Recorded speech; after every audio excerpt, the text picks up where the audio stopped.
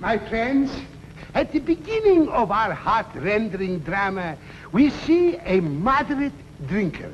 Later, we watch his downfall, which results in his embarrassment and the embarrassment of his family. Ultimately, we observe his despair and his attempt to commit suicide. He's going to kill himself. Never was there such a thrilling and affecting performance. After the performance, those who wish to sign the pledge not to drink hereafter can do so at the box office. Does the dark, sinister forces receive their just reward, or is virtue crowned in everlasting glory? Wait and see. You are invited to applaud the noble characters in their portrayal, and at the same time to hiss. Oh, that was me. I thought I was getting there was given. You can hiss the villain who plots the ruin of our heroine, as well as the worthy characters who struggle for justice. I thank you. No, not me. The man with the big mustache. That's the... Excuse me,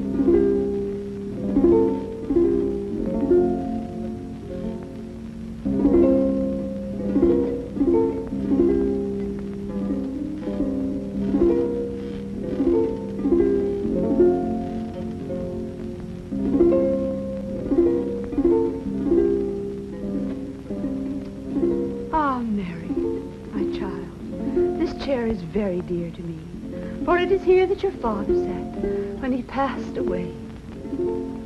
Ah, he was a good provider. He left us this lovely home with its drooping arbors of grapes, its heavily laden fruit trees, its garden of fragrant flowers, a cow, and a mortgage. Ah, yes. 'Tis true that this cottage is very dear to us, but Father owed Mr. Middleton quite a sum of mortgage on this house. And while we haven't been bothered, 'tis the general belief now that Mr. Middleton is dead, his son will foreclose. If he wants the money, there is nothing we can do about it. But I shudder to think that you, my beloved child, will be exposed to the thousands of temptations faced by a penniless orphan. Hark! Who knocks? Come in.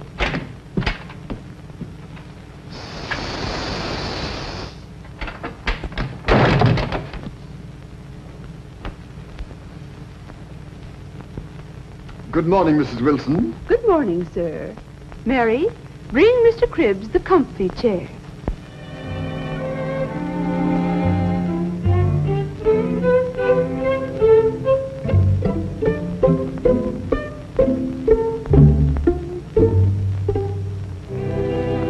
Thank you, my dear young lady. So we meet once again. A sad misfortune has befallen all of us in the passing of Mr. Middleton. Many will have reason to think so, I fear.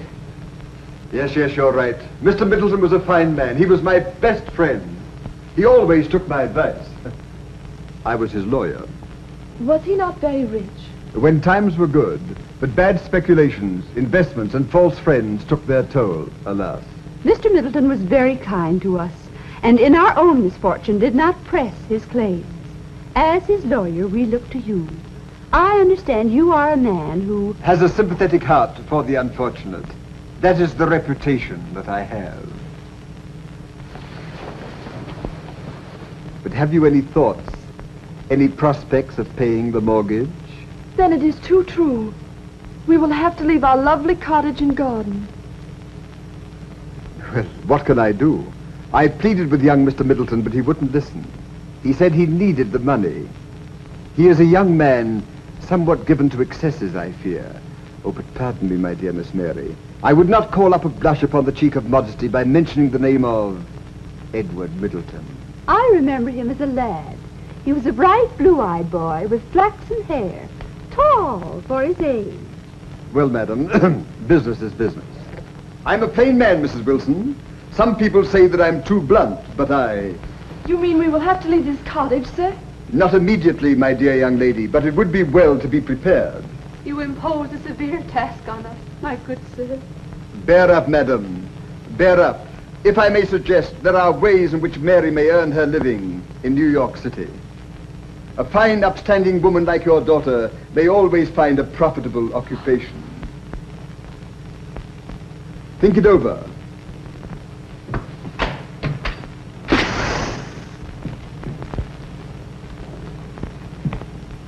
I reiterate, think it over.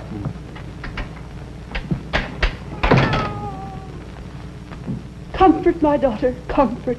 Mr. Cribbs may be our friend in this hour of misfortune. He appears to be a man of feeling. But before depending on him, we will make one last appeal to this young man, Mr. Edward Middleton. You have the money in your purse? Yes, yes, I have, Mother.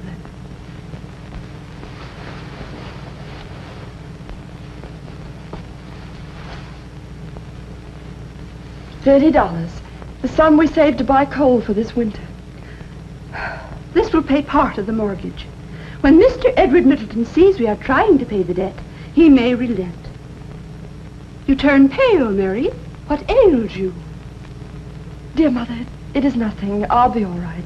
It's just that I fear to meet this young man. Mr. Cribbs has told us how wicked he is. I fear the worst. Have courage. Do not enter his house when you tell him his sad story and give him the money. Still, no matter how wild a youth may be, no gentleman ever insulted a friendless and unprotected girl. But stay in the vestibule.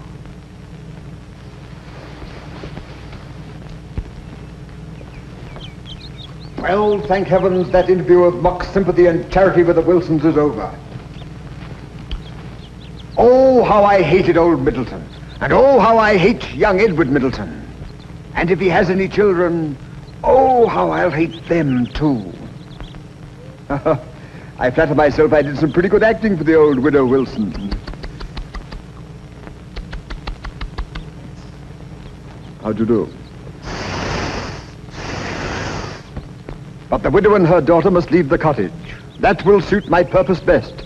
To get them out, sell it, and pocket the profit. But the daughter is quite a pretty wench. Ah, here she comes now. I'll hide behind yon tree, where I can watch her.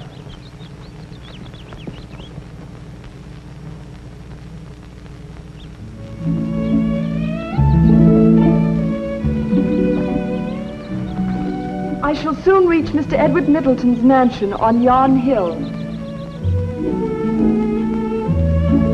In a few moments, I shall face this dissipated young collegian. Such a man can have no pity on a poor, defenseless girl like me. Hark! A man approaches. I wonder if it is Mr. Edward Middleton. How shall I ever have the courage to speak to him? I had better wait till he reaches his house.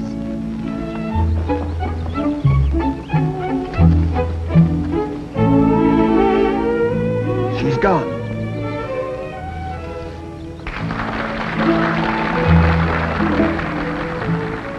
This poor bird must have fallen from its mother's nest. I shall place it here where its mother may find it.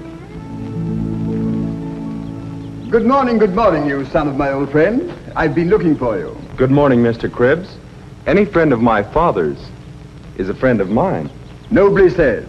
I see your father before me as I look at you. He will be easier prey than his father was. You said you wanted to see me about something. Yes. I want to see you about the cottage that Mrs. Wilson and one daughter are occupying. The mortgage remains unpaid, and I have an opportunity of disposing of it. When last we talked of the cottage, Mr. Cribbs, I did not know it was occupied by a poor widow and her lovely daughter. Age and tears wait for no one. They have lived there for many years, and my father regarded them highly.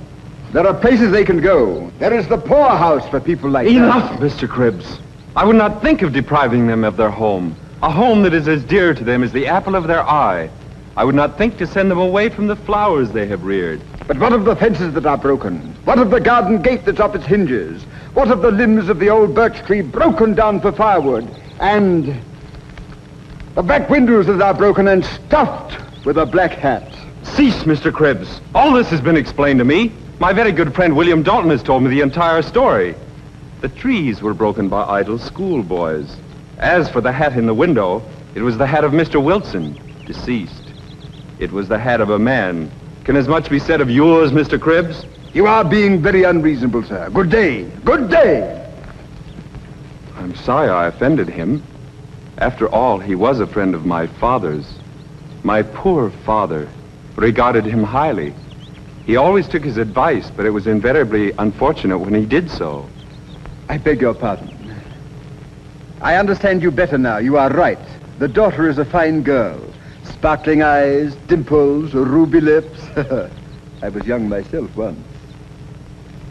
Have you seen her? Never. Explain yourself, Mr. Cribbs. Mother and daughter grateful, free access to the domicile at all times. Love in the cottage, eh? Cribbs, do you realize this girl has no father nor brother to protect her? Just a wildflower. Yes, that's it. A wild flower growing in an open meadow. A garden without a fence. All you have to do is to step right in. I knew an old man once, and had that old man heard you utter such foul sentences to his son, and had he heard you tell me to enter like a wolf this fold of innocence, and tear from her mother's arms the hope of her old age, he would have seized you by the throat and dashed you prostrate to the ground, as too foul a carcass to ever walk erect, and mock the name of man. That man, sir, was my father. But Mr. Middleton, sir... Leave me. Begone. But, sir... Your hot, lascivious breath is not fit to mingle with the sweet odor of these fragrant flowers. Ah, I see you like butter. Your raven voice does not harmonize with the warblings of the birds, which sing with praise to that power that looks in horror on your brutal mind. Mr. Edward Middleton, sir.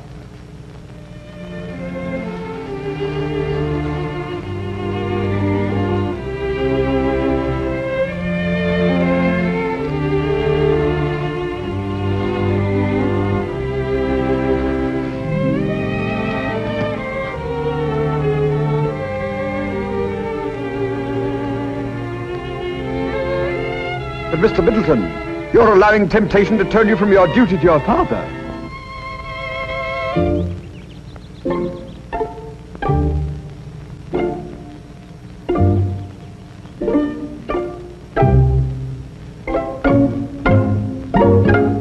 After all, business is business.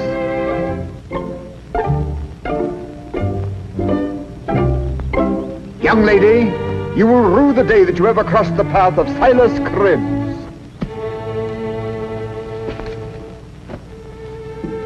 So this is the farmer's daughter. The widow's daughter, sir. And here is part of the mortgage money we owe you.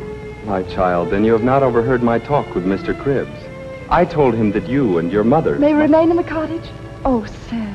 Is that why we should withhold this money from you? It is now our double pleasure to pay you, for we recognize in you a noble benefactor. Be assured that the remainder will be paid as soon as these hands may earn it. Nay, nay, dear child. Keep it as a portion of your dowry. Oh, sir. I have spoken plainly to Cribbs. Shall I now speak plainly to you? It is not our fault that the fences are broken. When my poor father lived, it was not so. When that vile man spoke to me of your charms, I heeded him not. There are plenty of pretty girls about. But I have since discovered what I have heard before. Something that is deeper than beauty itself. The charm that Cribbs is incapable of appreciating. Your charm is of mental excellence, noble sentiment, and purity.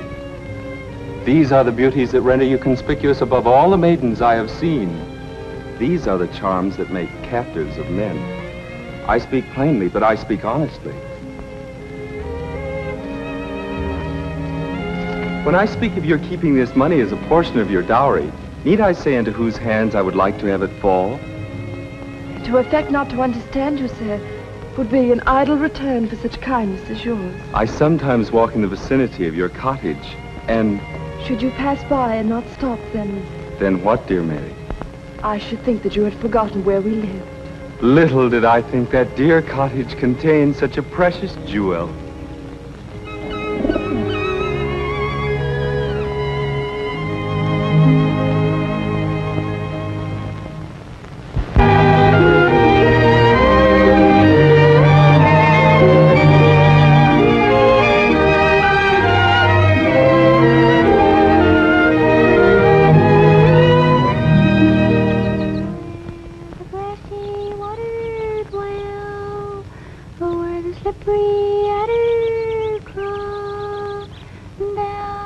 Here comes William Dalton's half-crazy sister. She knows too much to suit me. Why doesn't she keep out of my way? Her voice haunts me. In her I see the image of the boy that she was engaged to. Little does she know that it was because of me that he died in a drunken stupor. And that because of that, she became lightheaded.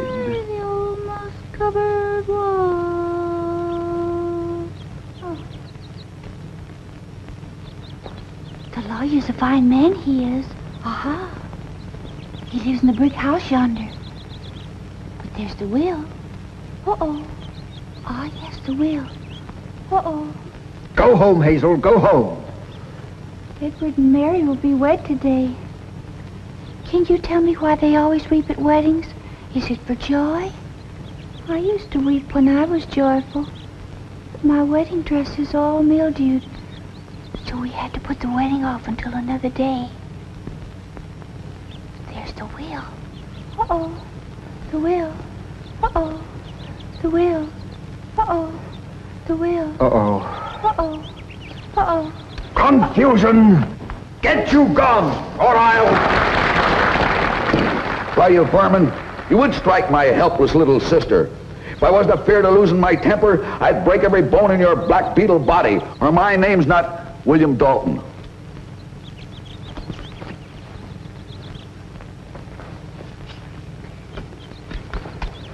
You will rue this day, William Dalton. This is a plain case of assault and battery. I'll have you put behind gray stone walls.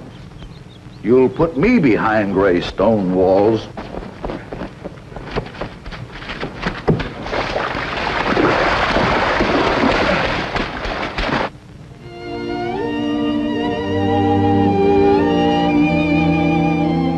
I now pronounce you man and wife. Go ahead, kiss her. You're married now, you know. May I?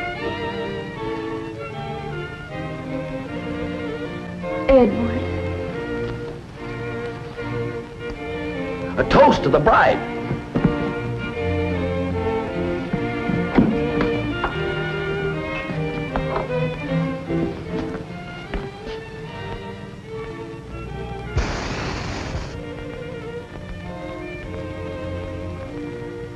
A toast to the bride.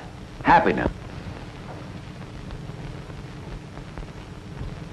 I hope this ain't got a kick in it. Of course you speak in jest, my good friend William. For liquor in no form has ever wet my lips, either for pleasure or medicinal purposes. And may I add, the lips that touch her shall never touch mine. I was only trying to make a joke. Things of that nature, my dear William, are not meant for jest. Shall we dance?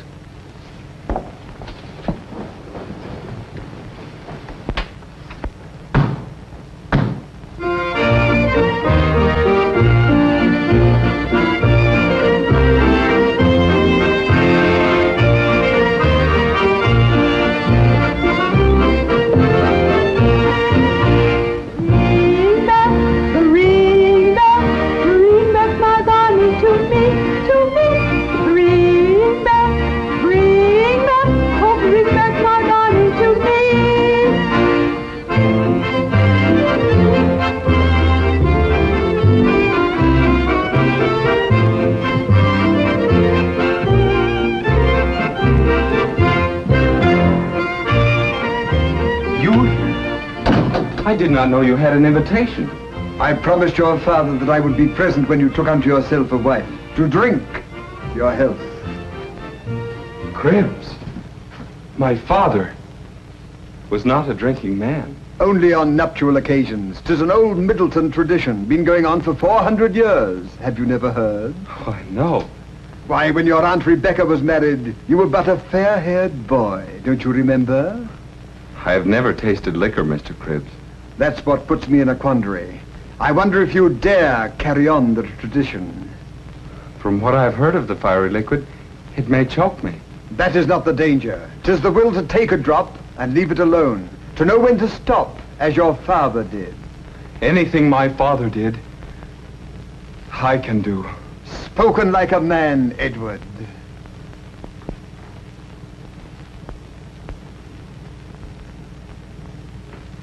Are you sure this is a Middleton tradition? On my honor.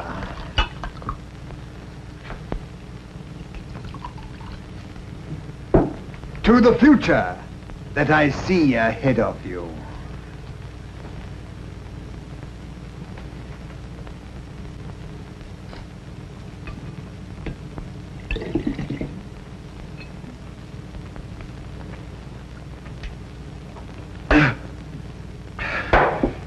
There, I did it. Edward, you are a man. But do not take another. That is where the danger lies. Cribbs, my friend, you're positively insulting. Do you think that I, a man of integrity, honor, and social position, would allow a bottle to dominate my very existence? Watch.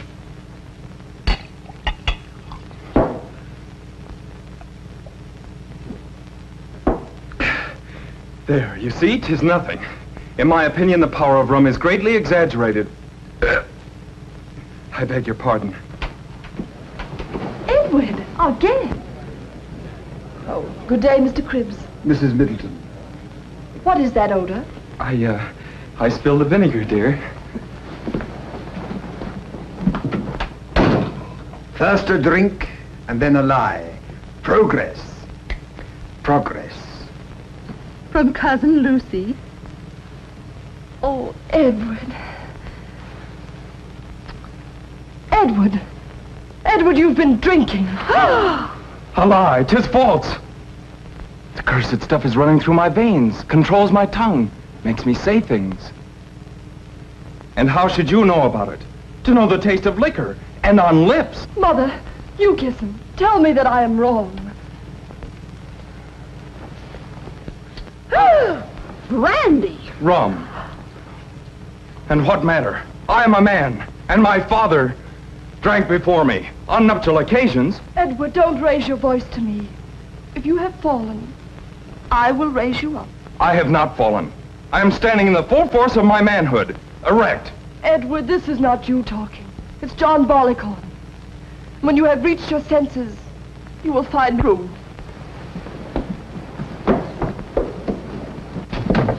Edward, control yourself. You are in no condition to enter the chamber of the bride.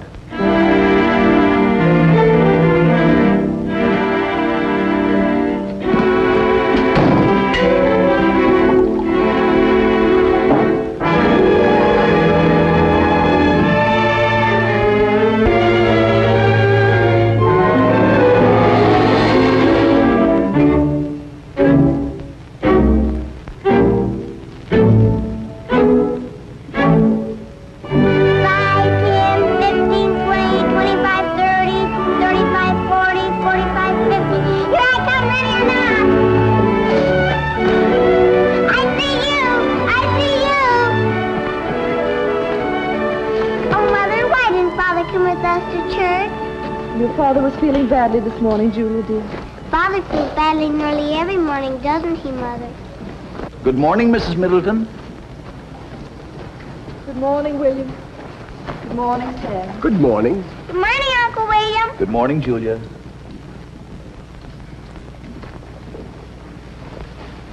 Seen anything of Edward Middleton lately? Why, I haven't seen my old friend for some time. He's been very busy lately, I understand. That may be your impression. What do you mean? He ain't spending all his time at the tavern for nothing. You mean Edward is drinking again?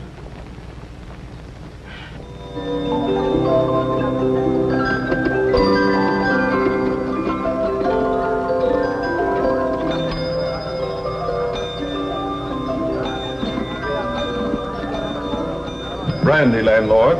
2 fingers.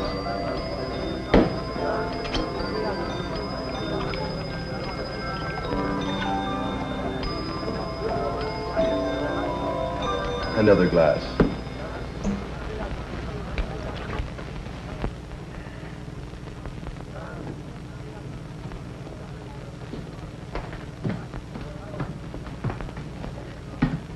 Ah, Mr. Middleton, you here? I've never been here before, except on business.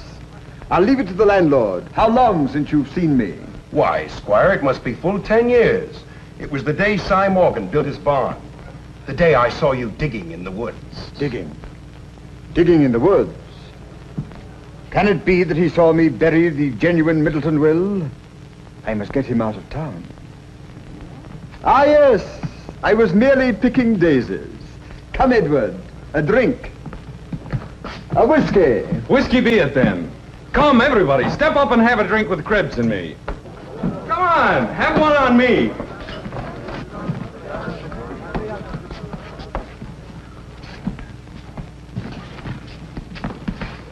Why don't you join us? Don't be a snob. I drink when I'm dry, and what I drink I pay for. Well, you needn't be impertinent. I don't want anything to do with you. Be off. You're drunk. Death and fury! Drunk, am I? I'll teach you manners. It serves them right. Quarrelsome young fool. The place was quiet enough until he came in, disturbing respectable citizens.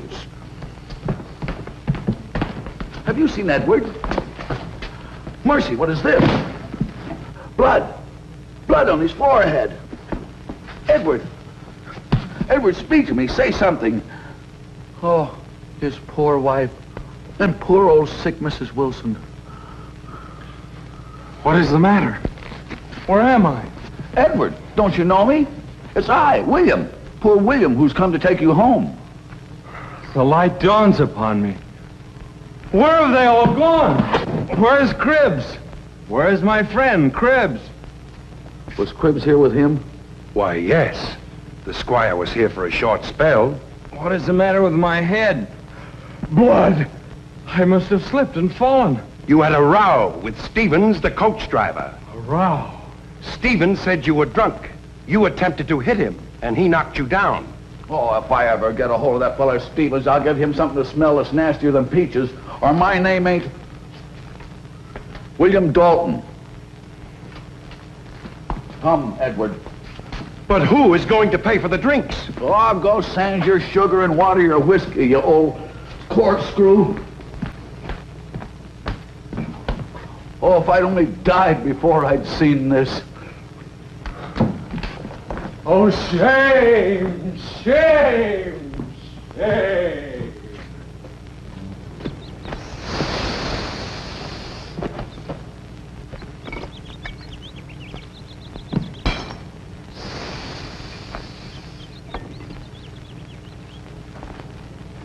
So far, my scheme is working admirably. I know Edward's weakness. He will not stop short of madness or oblivion. However, I fear his wife. She has too much influence over him. Hark, someone approaches. It is Edward Middleton.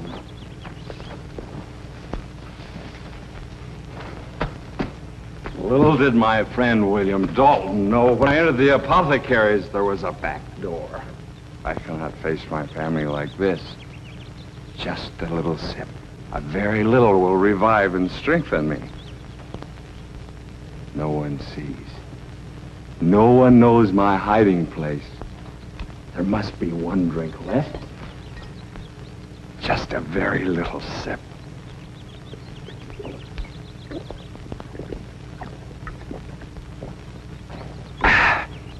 It's better. The arch cunning of a drunkard. Glorious liquor. Why did I rail against thee? I can face them now. Why, Edward, What means this? Templar, be gone. Do not pretend your ignorance. Were you not there when that vile fray occurred? Did you not desert me? As a living man, I know not what you mean. 'Twas business that called me away. I left you jovial and merry with your friends. Friends? The drunkard's friends? Yes, you may be speaking the truth. My brain wanders. I shall go home. Ah, misery, would I were dead. Oh, pooh-pooh, misery. Wish you were dead. Why, your cottage is worth at least $500. Only yesterday, Farmer Anton asked me how much could be bought for. Bought for? Cribs! Sorry, it was merely a suggestion. Do you see that smoke curling up amongst the trees? It was the very day I was born that that cottage was first inhabited.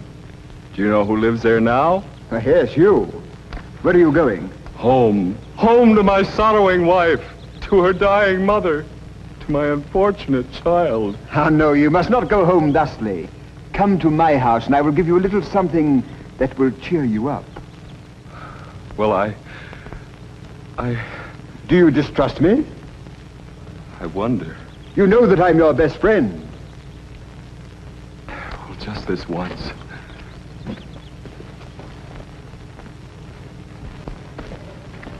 He's a goner.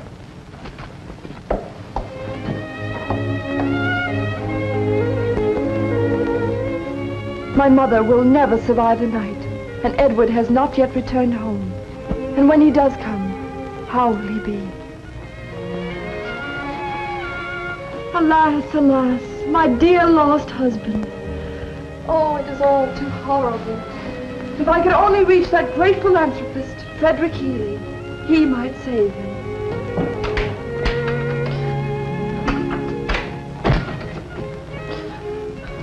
Mother dear, what made you cry? Do not tell your father. No, Mother, if you wish me not to. Oh, this is too much. I'm going to see your grandma now. Have mercy. Support me in this terrible trial.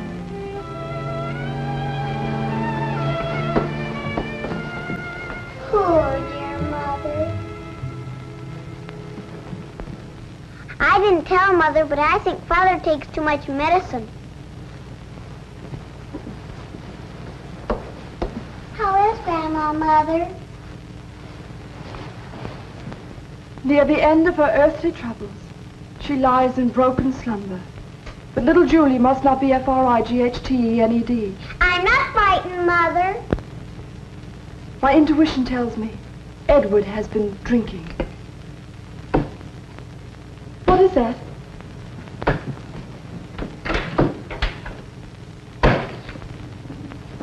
It's Father, and he's chopping down the cherry tree. Julia, darling, how does he look? He looks like George Washington. Curses a guinea goat, aye, aye. Wine curses a guinea goat, aye, aye. Good heavens, what will the neighbors think? I've had a glorious time, old Cribs and I. Dearest. Why should I be silent? I'm not a child. My mother, Edward, my dear mother. Heaven's wrath on my heart, I forgot. How is she? Worse, Edward, worse. And I am part of the cause. Father, dear Father! Go away, child. I have a cold. Bless you, my dear Julia. Bless you. I am a beast. Mary, remember the cherry tree by the arbor? Yes, Edward, I do. Well, I slipped against it as I passed by. My father planted it when I was just a boy. It has grown with my growth. Just now I seized an axe and chopped it to the ground. Why should it flourish when I am lost forever? Why should it lift its head to heaven when I am prostrate? Mother.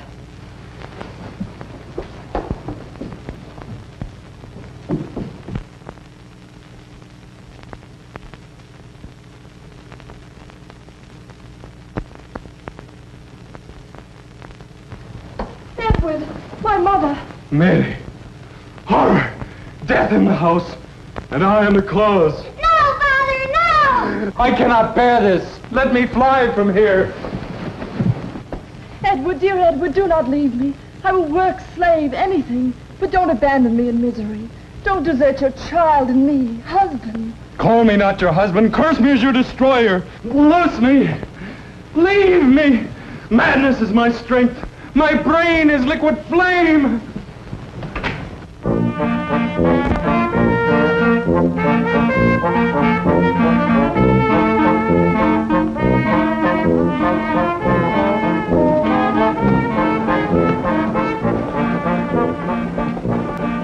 I thought I told you to get out of here. Now get going.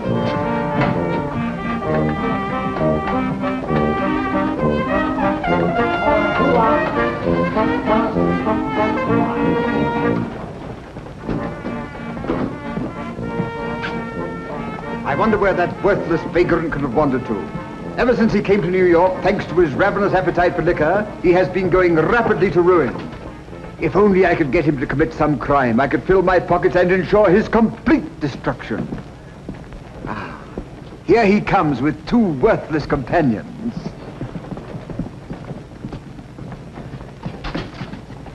Caution, caution. My last cent is gone. I need a drink. You wait here a spell. Joe and I'll take a turn down to Cross Street. We'll get some money somewhere. Well, be quick then. This burning thirst consumes me. Me too. Come on, Gil. Ah, Edward, fancy seeing you here. Yes, Cribbs, what there is left of me. Oh, I don't think you've changed much, although you might be better for a stitch or two at the elbows. Not much privacy here, is there? I hardly dare to ask if you have seen them. Your wife and child? Oh, they're very well. Very well. They are better off without me. She's sorry for you, but I'm sure she thinks of you and would like to see you become a respectable member of society. Respectable? But Cribbs, how can one become respectable without a cent in his pockets or a clean garment on his wretched carcass? This is my opportunity. There are more ways than one of getting even with misfortune. If the world treats you badly, be avenged upon the world. But how, Cribbs, how? You see this piece of paper? It is a check for $5,000. You are an excellent penman. You have but to write the signature of Frederick Healy, and you can laugh at poverty. What? A forgery on that brilliant and noble philanthropist? The orphan's benefactor, the friend of all unfortunates? To suggest such a thing proves you to be a villain and a coward. I must be low indeed when you dare propose such a dastardly act to my father's son. Wretched as I am, by the world despised, shunned and neglected by my friends, I would sooner perish than cause my dear child to blush for her father's crime. Here, Edward, get a drink. Take back your base bribe.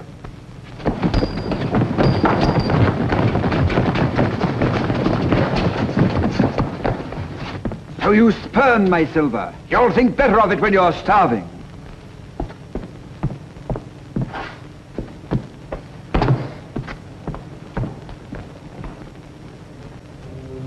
I must have liquor. I must have liquor.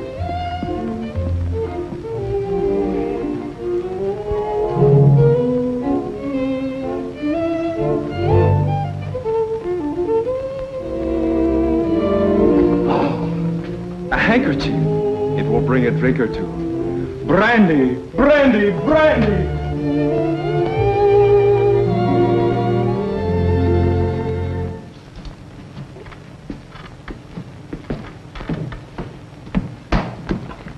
Mr. Healy, please help me find my friend Edward Middleton. Let me have a little blow, please. Oh, gin. I know you've rescued scores of men from the demon rum. A little blow, please. Oh, nurse! Don't light any matches around here. Blow, please, blow. Oh, Jamaica rum, 10 years old. I knew it right away. How did you have to take up drinking, my good man? Don't fall down now. You'll be all right. Shall we find those railroad bonds? No. Don't. You know railroad bonds are no good now. They're no good at all. Railroad bonds. You want stuff? Go lie down. Mr. Healy. someplace, will you? Don't bother me. McGillicuddy, sir. Bourbon. Uh-huh. Right. How long? 3 weeks. 3 weeks. McGill? Why, Mr. Healy, you're giving him liquor. Well, I always do. I give them for the first 6 weeks. They never drink after that. Never. We use an awful lot of liquor around here, haven't we? Here, hold that, please. Buy me some good distillery stock. Oh, well, hello, how are you? Nothing like combining business with pleasure. Haven't I seen your face before somewhere? Mr. Healy! Yeah? Oh, very sad case. Been drunk for 9 weeks. Can't do a thing with him. Must be a kitchen drinker, I guess. All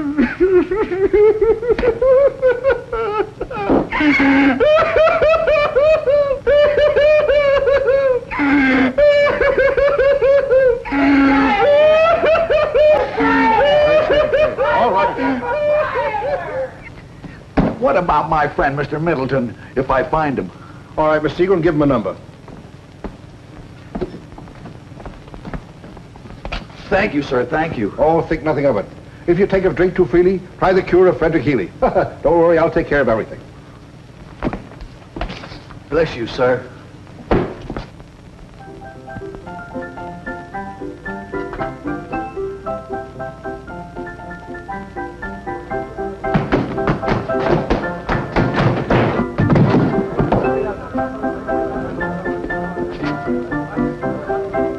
Yes, you were right. He does appear intoxicated. Come on, let's get going.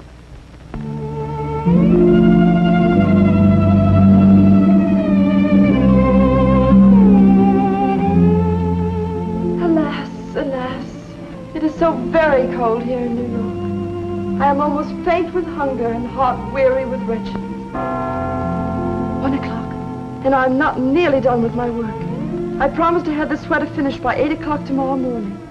And then, my child, I will get 50 cents for my work, and you shall have food. Oh, dear Mother, I am so cold.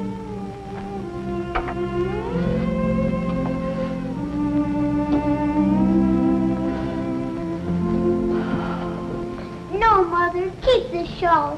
You are cold, too. I will wait till morning. Then I can warm myself at Mrs. O'Brien's fireplace.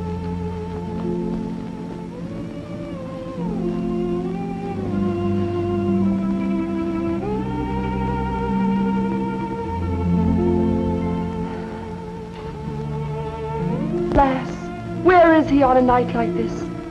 In vain have I looked for him. Where is my poor, wretched husband?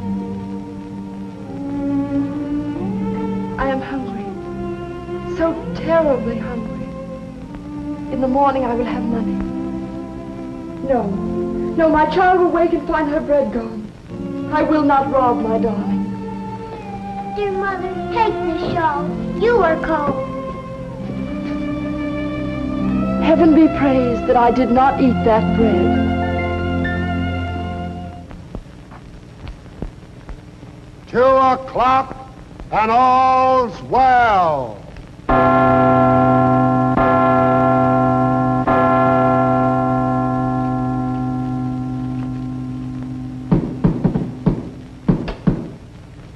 Who can that be at this hour?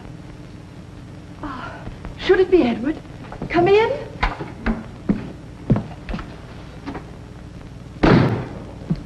Pardon my intrusion at this untimely hour, Mrs. Middleton, but friends are welcome at all times and seasons, eh?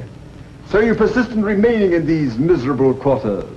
You know very well my reason for staying. Have you brought tidings of Edward?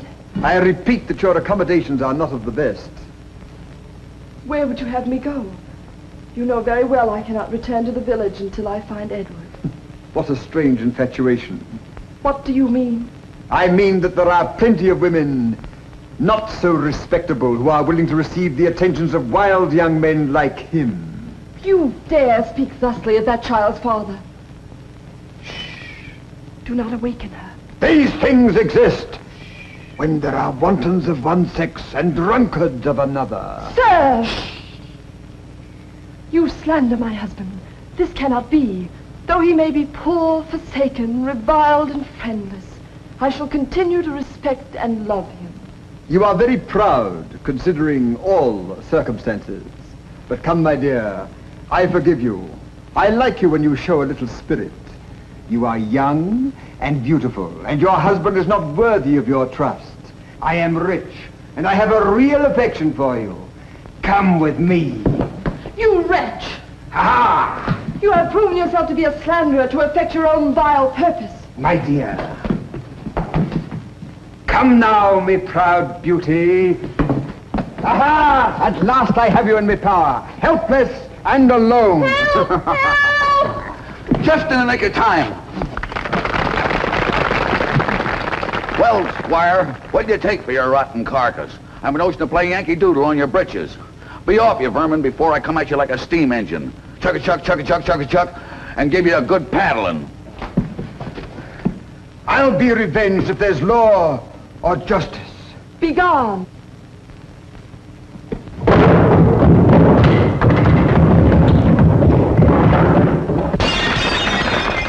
I think he has fallen.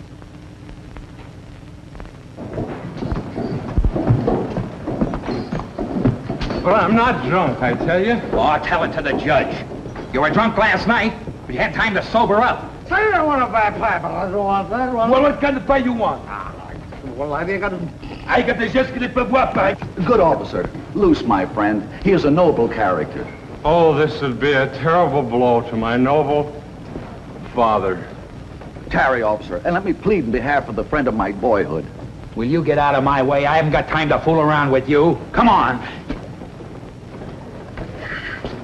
Come on, let's get out of here. Please. No. Well, how you like a blueberry pie? Please. No. put it right there. All right. Listen, officer. No! You're going down to work. You must listen to reason. There's no... Dare I? Durst I? If you don't...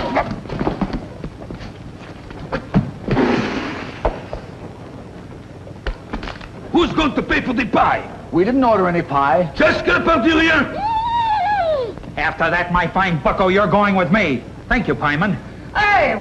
What's this? Hey, listen, what about my blueberry pie? It fell through at the policeman, but you're going to pay for it. I'm going to pay for it. You bet. I will not. You are so. What happened, Jim? I got hit with a pie. Yes, you will. Why,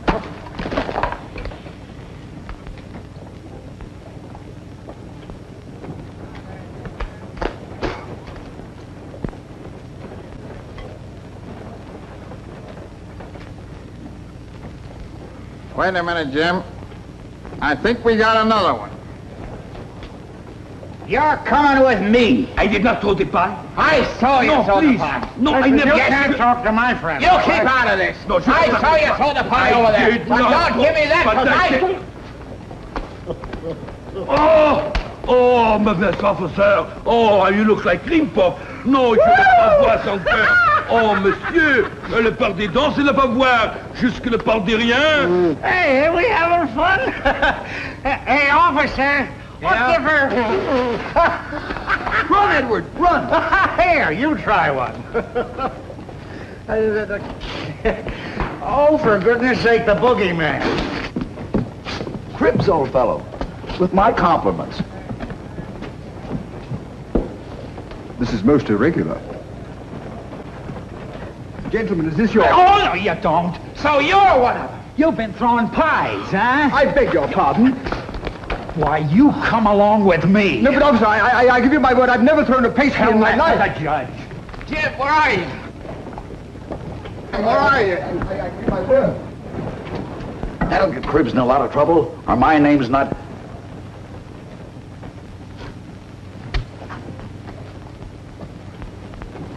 William Dalton. Listen, Yes. when do I get my pie? Your pie. Yes. You want quick service, eh? Sure. You have it now. I asked for blueberry. Blueberry. Oh, j'ai le part des poisses encore ce soir. Jusque derrière. Blueberry, monsieur. That is raspberry. Raspberry.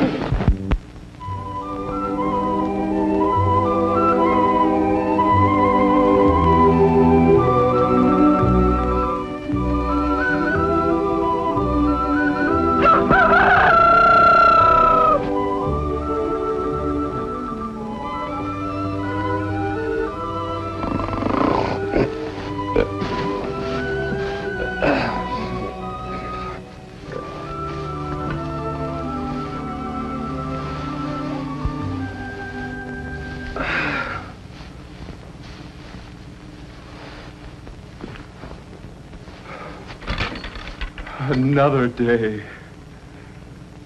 What shall I do in daylight? I am out of sight when it is dark. Oh, for something to drink. I am not so ashamed when I am drunk. Heavens, how I tremble. Brandy, brandy! Take them away, those snakes! How strong they are. Do not kill them. Give them brandy. Poison them with rum. That will be a just punishment. Justice. Hush. Now all is quiet. Morning, girl. 'Tis a beautiful day. Oh, yes, balmy, quite balmy. This reminds me of the time I... What's the matter? Nothing. Nothing, as I was saying, this... What do you see? What do you see? Rats. Rats? Why, there's no rat. I think I saw one. Feed them rum. What did you say? Give the snakes rum. Feed them rum. There, that's it. It is no crime to purloin eternal sleep from the chemist. Now for the powerful conqueror of all earthly troubles, death. Stop, man. Don't do anything without logic. Why, this looks like poison. Smells like poison. It tastes like poison, too. It is poison. It is poison. Who are you, man? What do you want? Can't you let me die in peace? Now, don't change the subject. Don't change the subject. My, oh, my. Oh, friend, take not your life, but mend it. Friend? You know me not. I am a fiend, the ruin of those who love me. Leave me. I'm not here to criticize you, but to help you. Oh, you've been drinking, huh? Not bad stuff, either. I'm dying for a drink. Who are you that takes interest in an unhappy vagabond? Neither my father nor my brother. I am Frederick Healy, the friend of all unfortunates. You are a man, and if a man, a brother. Brother, you trouble yourself without hope. I am a lost soul. Did you say Healy? Frederick Healy, the great philanthropist? What use can I be to you? A derelict. The shell of what was once Edward Middleton. Edward Middleton, 888. Aha. I think I can become of some assistance to you and help restore you to your spot in society from which you have slid. Not bad, huh? For he who helps a fallen brother from the depths is greater than the hero who conquers the world. Merciful heavens, my mother's dying words. I administer the pledge of sobriety to those who would once more become pillars of society. That picture is too bright. It cannot be. You're looking at a man who for 20 years was addicted to the curse of drink. Indeed? No, it is too late. It is not too late. I will restore you to the bosom of your family and make a man of you. Here, sit down. Sit down here and sign this. Here.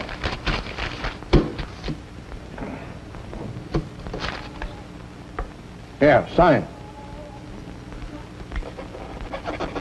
Heaven grant that the prayer of a poor wretch be heard. You're free. You're a free man. Freedom! Freedom! Freedom! Oh, here. Thank you very much, Posse. Thank you. I'll send this down to headquarters right away. Thank you.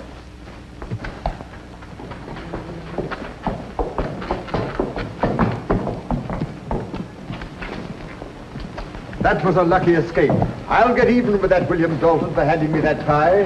It was fortunate that I knew the judge, otherwise I'd have had difficulty in getting out of that infernal scrape. And now, for my design on Frederick Healy and company. I think there can be no detection. The signature is perfect. I'll get some well-dressed boy to deliver this check and receive the money. And then I'll be off to the far west, or England. Edward Middleton will receive full blame for this forgery. And how? Cripps is a clever fellow.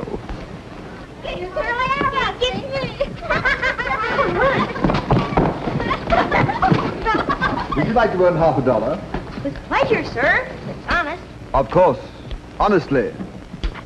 I doubt that if he rows in his boat. I have to meet a gentleman precisely at this hour on business at the Pearl Street house. Now go to the Mechanics' Bank for me and present this check.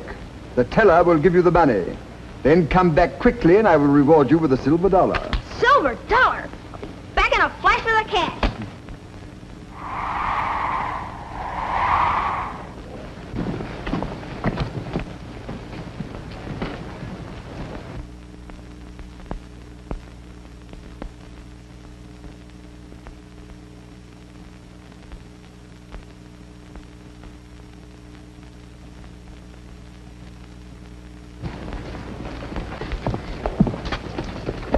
Have you been following me? Guess I have. Confusion. I understand you've been looking at some timetables. Do you intend to take a vacation? Why don't you mind your own business? I think I will.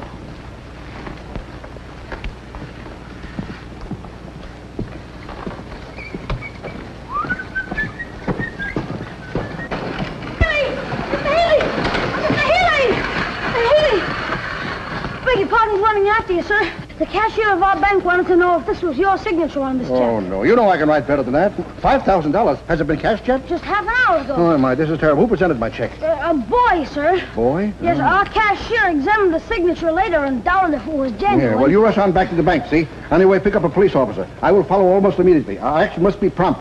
And do not fear the results because I found a horseshoe. Ah, my good friend William. Edward Middleton's been asking for you. Oh, thank you, sir. Where is he? Who? Oh, Edward. Well, he's living at my house while his home is being prepared for his return to the village. Oh, thank heaven. Well, I must be going. Well, you seem alarmed about something. I'm not alarmed about anything. Yes, I am alarmed. Someone forged my name to a check at the Mechanics Bank. Mechanics Bank? Who cashed the check? Well, boy. A boy? How long ago? Oh, about a half hour ago. Why are you alarmed? Well, I'll tell you, sir. Edward told me the Cribs tried to get him to forge a check while he was under the influence of liquor. A boy? How big a boy? Well, I'd say about that. I recognize that boy now. I saw Cribs give him the check and heard him tell him to go down to the Mechanics Bank to cash it. Ah, I can see it all now. We must hurry away to the tombs where I'll get a few officers. There's no time for us to lose. I'm with you, sir, heart and hand. And if I ever get my grip on that old fox again, I'll never let him go. Oh, horror, horror. Cribs persuaded poor Edward to forge that check. I fear for the worst.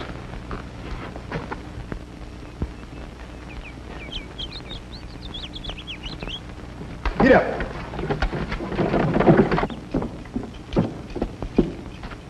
Have you seen Cribs? Nope. There's going to be a lot of excitement here today. Have you any news for me? News? William, I've been talking to Dr. Bevan, and he says your sister is much improved. Oh, don't tell me that. I'm in no mood to be trifled with. I do tell you. The doctor said she has moments when she's entirely lucid. You mean she'll know me and will call me by name? Yes. And I'll hear her sweet voice caroling to the sun each early morn? Yes. And she'll take her place with the choir at church? Yes. Thank heaven. Thank heaven. Here she comes now. Oh, they call her Blue-Eyed Mary. You sure she's all right? Oh, they call her Blue-Eyed Mary. When friends and fortunes call, oh, they call her Blue-Eyed Mary. When... Hazel, my dear sister. William, my dear brother. My dear sister. Oh, William, I know you. I can hear you and speak to you. It must be one of our lucid moments. Listen, for I have so much to tell you. Do you remember the old oak tree with the hole in it down by Bascom's Corners? Yes, yes. Well, it was while I was milking the cow, and I saw old Cribs a-bearing something. So yesterday I went to the barn and borrowed a hoe from Farmer Williams, and after digging a little while, I found... William, guess what I found? What, girl, what?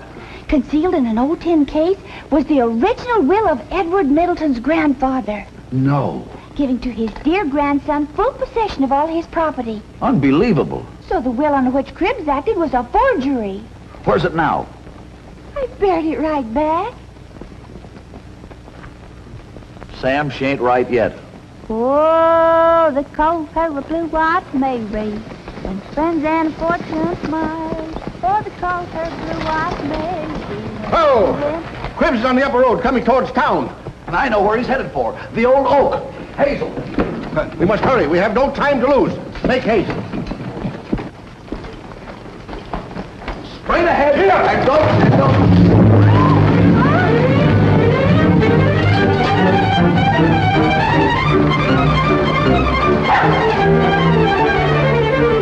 Whoa.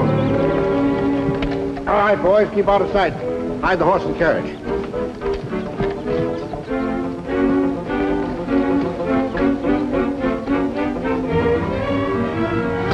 That ain't where it is. Where is it? Guess. Hazel. Here. Move.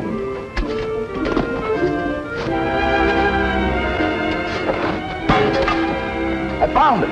See, I told you so.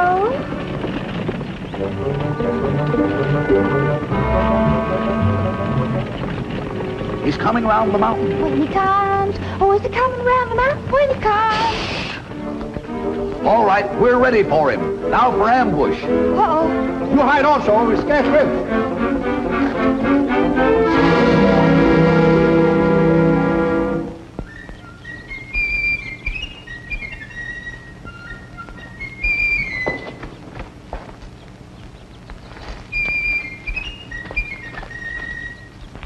I tied the horse and buggy at the crossroads. All is safe. I am certain that no one has observed me. What would you like to bet? I beg your pardon? What would you like to bet? It is nothing but the wind. And now for the will. And from this fatal evidence I shall at last be secure.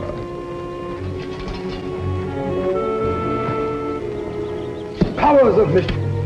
The earth is freshly turned. The will has gone. Oh, the wind has gone, the bird has flown, the rightful heir has got his own. Boom. For shame. Oil. Come, we must catch him. Hey, we're going the wrong way.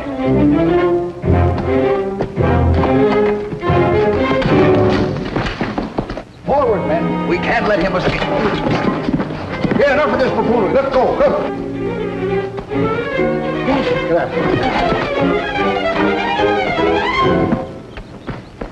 Stand back. Surrender. We have you outnumbered. Wouldn't surprise me to find he had a Negro in the woodpile. Terror kills? Yes, sir, boss. What I tell you, what I tell you.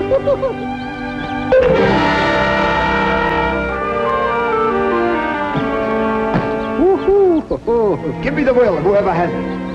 Here it is, and you're not going to get it, you nasty man. Yeah.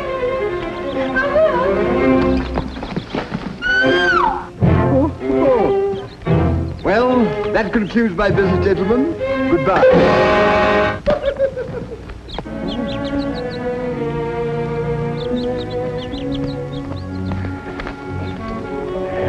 Unhappy wretch. Why did you do it? Revenge and a want of more money. With my heart's deepest, blackest feeling, I hated Edward Middleton's father. In early life, he detected me in an act of vile atrocity. And since that time, I have hated him with a feeling that has existed even beyond the grave, descending to his noble son. What about the check? Yes. It was I who forged that. Clever of me, wasn't it? Oh, heaven forgive me for ever thinking it was Edward. By cunning means, which we would call hypocrisy, I wormed myself into the favor of the old grandfather who, on his dying bed, delivered into my hands all his papers. I forged a new will, and I won't say another word until I see my lawyer. Oh, come, repentance is good for the soul. No, I lived a villain, and a villain I will die. Officers, do your duty.